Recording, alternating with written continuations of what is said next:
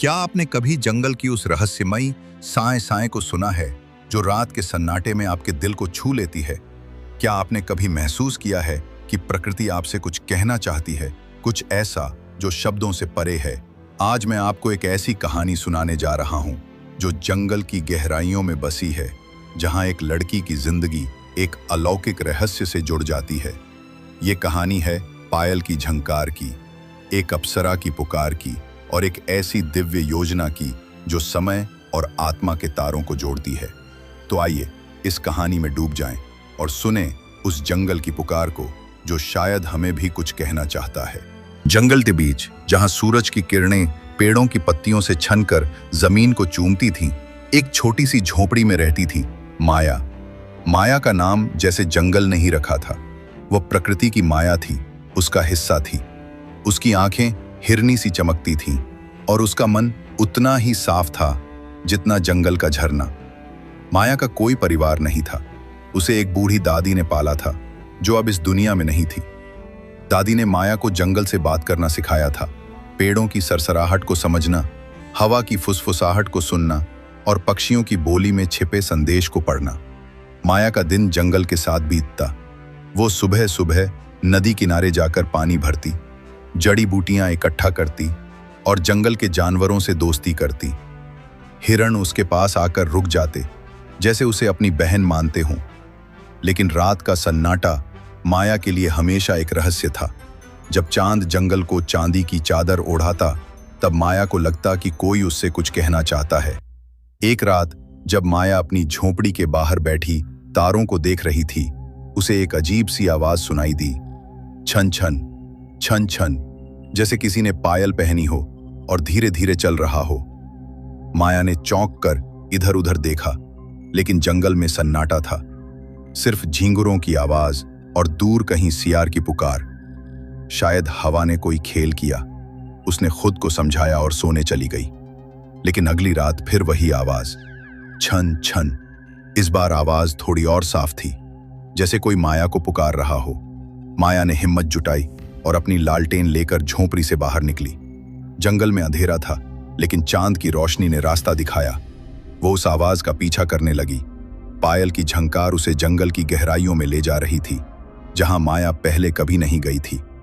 आवाज उसे एक पुराने वीरान मंदिर तक ले गई। मंदिर की दीवारें खंडहर हो चुकी थीं और उसकी सीढ़ियों पर काई जमी थी। मंदिर के गर्भगृह में एक टूटी फूटी मूर्ति थी, जिसके चेहरे पर एक अजीब सी शांति थी। माया ने मंदिर के चारों ओर देखा, लेकिन कोई नहीं था। पायल की आवाज अचानक रुक गई। माया का दिल धड़क रहा था। उसने मूर्ति के सामने सिर झुकाया और मन ही मन प्रार्थना की, हे माँ, अगर कोई मुझे पुकार रहा है तो मुझे रास्ता दिखाओ। कई रातें बीत गईं।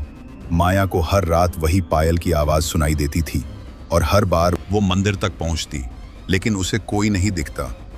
वो परेशान थी, लेकिन साथ ही उत्सुक भी। एक रात जब वो मंदिर में बैठी थी, उसे एक ठंडी हवा का झोंका महसूस हुआ। हवा में एक मीठी सी खुशबू थी, जैसे जंगली फूलों की। माया ने आंखें बंद की और तभी उसे एक औरत की आवाज सुनाई दी, माया, मेरी बेटी, मैं तुम्हें बहुत समय से पुकार रही हूं। माया ने आंखें खोली। उसके सामने एक चमकती हुई आकृति थी, एक अप्सरा जिसके चेहरे पर दैवीय शांति थी। उसकी आंखें माया की तरह ही हिरनी सी थीं और उसके पैरों में चांदी की पायलें थीं जो हल्के हल्के झनकार रही थीं। माया डर गई, लेकिन अप्सरा की आवाज में इतना प्यार था कि उसका डर पिघल गया। तुम कौन हो और मुझे क्यों पुकार रही हो? माया ने कांपते स्वर में पूछा। अप्सरा ने मुस्कुराते हुए कहा, मैं सुलोचना हूं, इस जंगल की रक्षक, और तुम, माया, मेरी आत्मा का हिस्सा हो। तुम्हारा जन्म कोई संयोग नहीं था। तुम्हें इस जंगल ने चुना है और मैं तुम्हें तुम्हारा उद्देश्य बताने आई हूं।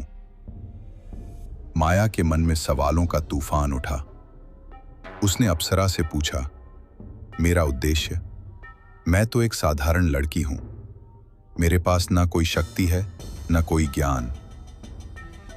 सुलोचना ने माया का हाथ थामा। उसका स्पर्श इतना ठंडा था जैसे सुबह की ओस। तुम्हारे पास वो शक्ति है जो इस जंगल में बसती है। तुम प्रकृति की बेटी हो और तुम्हें इस जंगल को बचाना है। लेकिन पहले तुम्हें अपनी कहानी जाननी होगी। सुलोचना ने माया को बताया कि कई 100 साल पहले ये जंगल एक पवित्र भूमि थी जहां देवता और अप्सराएं निवास करती थीं। लेकिन मनुष्यों के लालच ने जंगल को नष्ट करना शुरू कर दिया। सुलोचना, जो उस समय इस जंगल की रक्षक थी, ने अपनी शक्तियों से जंगल को बचाने की कोशिश की। लेकिन एक शक्तिशाली राक्षस जिसका नाम कालदंश था ने सुलोचना को श्राप दे दिया। शाप के कारण सुलोचना की आत्मा जंगल में ही कैद हो गई और वो मंदिर में बंद गई। लेकिन मेरी शक्ति ने मुझे एक आखिरी मौका दिया, सुलोचना ने कहा। मैंने अपनी आत्मा का एक हिस्सा एक मानव रूप में भेजा जो इस जंगल को बचा सके। वो आत्मा तुम हो माया। तुम्हारा जन्म इस जंगल की रक्षा के लिए हुआ है। माया को विश्वास नहीं हो रहा था। वो बोली, लेकिन मैं अकेली क्या कर सकती हूं? और ये कालदंश कौन है? सुलोचना ने बताया कि कालदंश अब एक नए रूप में लौट रहा है, एक लालची व्यापारी के रूप में, जो जंगल को काटकर वहां कारखाने बनाना चाहता है। उसकी शक्ति को सिर्फ तुम्हारी पवित्रता और तुम्हारा प्रकृति से जुड़ाव ही हरा सकता है। सुलोचना ने कहा, मैं तुम्हें रास्ता दिखाऊंगी, लेकिन लड़ाई तुम्हें लड़नी होगी। अगले कुछ दिन माया के लिए एक नई शुरुआत थे। सुलोचना हर रात मंदिर में माया से मिलती और उसे प्रकृति की शक्तियों को समझने में मदद करती। माया ने सीखा कि जंगल सिर्फ पेड़ों और जानवरों का समूह नहीं है, यह एक जीवित आत्मा है जो हर सांस के साथ बोलती है। सुलोचना ने माया को ध्यान सिखाया जिससे वो जंगल की ऊर्जा को महसूस कर सके। एक दिन जब माया नदी किनारे ध्यान कर रही थी, उसे जंगल की आवाज सुनाई दी। यह एक गहरी मधुर ध्वनि थी, जैसे हजारों पेड़ एक साथ गा रहे हों। माया ने आंखें खोली और देखा कि उसके चारों ओर छोटे छोटे प्रकाश के गोले तैर रहे थे, जंगल की आत्माएं। उन्होंने माया को आशीर्वाद दिया और कहा, हम तुम्हारे साथ हैं। माया का प्रकृति से जुड़ाव अब इतना गहरा हो गया था कि वो पेड़ों की पीड़ा को महसूस कर सकती थी। उसे पता चला कि जंगल के किनारे कुछ लोग पेड़ काट रहे थे। वो दौड़कर वहां पहुंची और देखा कि कुछ मजदूर पेड़ों पर कुल्हाड़ी चला रहे थे। माया ने उन्हें रोकने की कोशिश की, लेकिन मजदूरों ने उसकी बात नहीं सुनी। तभी माया ने अपने भीतर एक अजीब सी शक्ति महसूस की। उसने जमीन पर हाथ रखा और पेड़ों की जड़ें उभरकर मजदूरों के औजारों को जकड़ लिया। मजदूर डरकर भाग गए। माया को अब समझ आ गया था कि उसका जन्म जंगल की रक्षा के लिए हुआ है। लेकिन सुलोचना के साथ उसका रिश्ता सिर्फ गुरु शिष्य का नहीं था। माया को सुलोचना में एक माँ का प्यार दिखता था और सुलोचना को माया में अपनी खोई हुई आत्मा। यह एक अलौकिक प्रेम था जो समय और जन्मों के बंधनों से परे था। एक रात सुलोचना ने माया को बताया, मेरी शक्ति अब कम हो रही है, मैं जल्द ही इस मंदिर से मुक्त हो जाऊंगी, लेकिन तुम्हें अकेले ही कालदंश का सामना करना होगा। माया की आंखें नम हो गईं। मैं तुम्हें कैसे खो सकती हूं? तुमने मुझे मेरा उद्देश्य दिया। सुलोचना ने मुस्कुराकर कहा, मैं तुम्हारे भीतर हूं माया। जब भी तुम जंगल की पुकार सुनोगी, मैं तुम्हारे साथ हूं। एक दिन जंगल के किनारे एक बड़ा बुलडोजर आया। उसके पीछे था वह व्यापारी जिसे सुलोचना ने कालदंश कहा था। उसका नाम था राघव, एक ऐसा इंसान जिसके दिल में सिर्फ पैसे की भूख थी। राघव ने जंगल को काटने का ऐलान किया और गांव वालों को लालच देकर अपने साथ मिला लिया। माया ने गांव वालों को समझाने की कोशिश की। उसने उन्हें बताया कि जंगल सिर्फ पेड़ों का समूह नहीं, बल्कि उनकी जिंदगी का आधार है।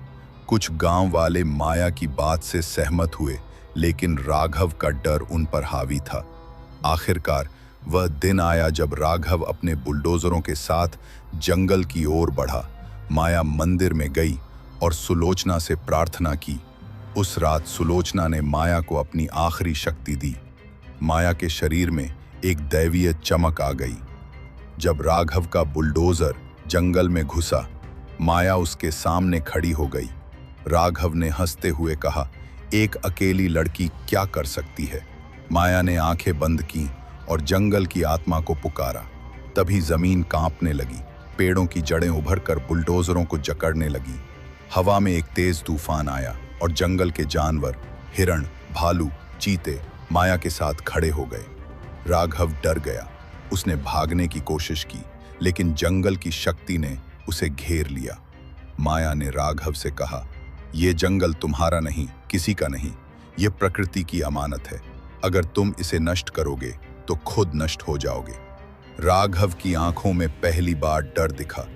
वह अपने मजदूरों के साथ जंगल छोड़कर भाग गया। उस रात मंदिर में सुलोचना ने माया को आखिरी बार दर्शन दिए। तुमने अपना उद्देश्य पूरा किया माया, अब तुम इस जंगल की रक्षक हो। माया ने रोते हुए कहा, लेकिन तुम्हारे बिना मैं कैसे रहूंगी? सुलोचना ने कहा, मैं तुम्हारे भीतर हूं। जब भी पायल की झनकार सुनाई दे, समझना कि मैं तुम्हारे पास हूं। सुलोचना की आकृति धीरे धीरे गायब हो गई और मंदिर में एक गहरी शांति छा गई। माया अब जंगल की रक्षक बन चुकी थी। उसने गांव वालों को जंगल की महत्ता समझाई और उन्हें प्रकृति के साथ जीने का रास्ता दिखाया। माया की कहानी गांव-गांव में फैल गई और लोग उसे जंगल की देवी कहने लगे। तो दोस्तों, यह थी माया और सुलोचना की कहानी। एक ऐसी कहानी जो हमें बताती है कि हमारी जिंदगी का हर पल एक दिव्य योजना का हिस्सा हो सकता है। माया का जन्म, उसका प्रकृति से जुड़ाव और सुलोचना का अलौकिक प्रेम हमें सिखाता है कि हमारी आत्मा का रिश्ता सिर्फ इंसानों से नहीं, बल्कि इस प्रकृति से भी है। क्या आपने कभी अपने आसपास ऐसी कोई पुकार सुनी है? क्या आपको लगता है कि प्रकृति आपसे कुछ कहना चाहती है? कमेंट में अपनी कहानी शेयर करें और इस वीडियो को उन दोस्तों तक पहुंचाएं जो प्रकृति और आध्यात्मिकता से प्यार करते हैं। अगर आपको यह कहानी पसंद आई तो हमारे चैनल अभयम स्टोरीज 132 को लाइक और सब्सक्राइब करना न भूलें। मिलते हैं अगली कहानी के साथ। तब तक जंगल की पुकार को सुनते रहिए। नमस्ते।